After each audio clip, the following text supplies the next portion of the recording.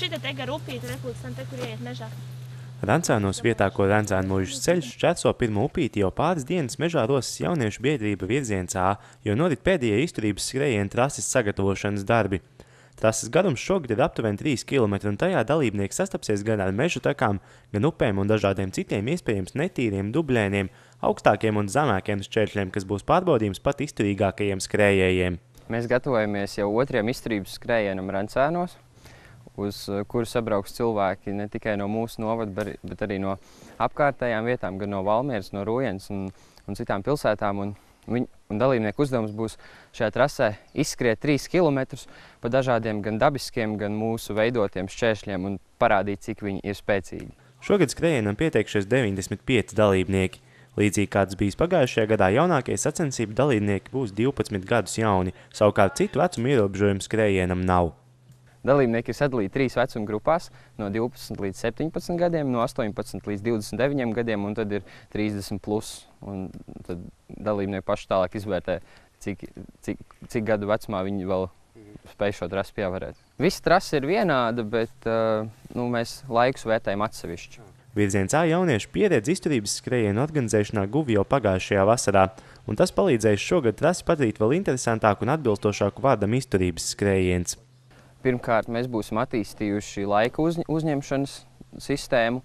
Ja pagājušajā gadā mēs ar vienkāršu pulksteni to darījām, šogad mēs jau esam atraduši tādu īpašu programmu, ar kur to ērtāk var izdarīt. Trase ir pagarinājusies 3 reizes un ir daudz vairāk ūdeņu, daudz vairāk tādu netīro šķēršļu. Pagājušajā gadā tas viss bija tāds 1 kilometru garš, pavisam sauss skrējiens, lai gan vienā posmā bija tas ūdens, bet daudz dalībnieku pēc tam anketās rakstīja, ka gribējuši vairāk to slapjumu.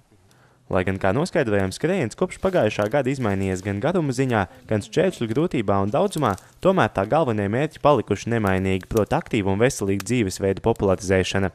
Šodien veicot pēdējos trases sagatavošanas darbus, arī paši jaunieši vēlreiz izbaudīja to, cik daudz spēka dalībniekiem būs jāieliek veicot trasi visā tās garumā. Interesantākie ir sienruļi, kuriem jālien pāri. Ir elektrības spola lielā, kurai jālien pāri, un tepat, ko mēs izmantojam, dabiskais šķērslis, ir caurteka zem ceļa, kur tek upīte cauri, dalībniekiem pa to būs jālien. Būs arī virvju uzdevumi, pāri upē jāiet turoties pie virves, būs, kā mēs to saucam, zirneklis, mežā starp vairākiem kokiem nostiepts auklis, un tad jāmēģina izlīst tām cauri.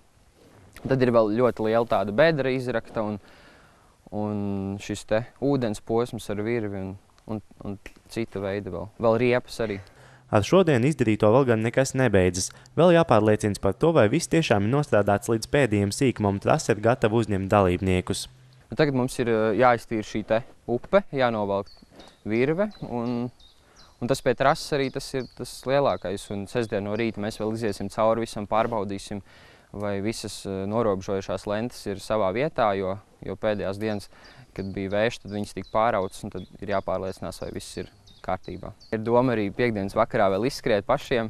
Man noteikti, es nezinu, kā pārējiem, tad izdomāsim, kurš būs tas drosmīgais vēl, kurš skries. Protams, liels darbs grūti paveikt vienam, tāpēc pasākumu atbalsta gan Butnieku novada pašvaldība, gan daudz citi palīgi, bet tā kā galvenie organizatori šeit ir paši jaunieši, skrējienu organizēšana viņiem ir visnotaļ lieliska pieredze.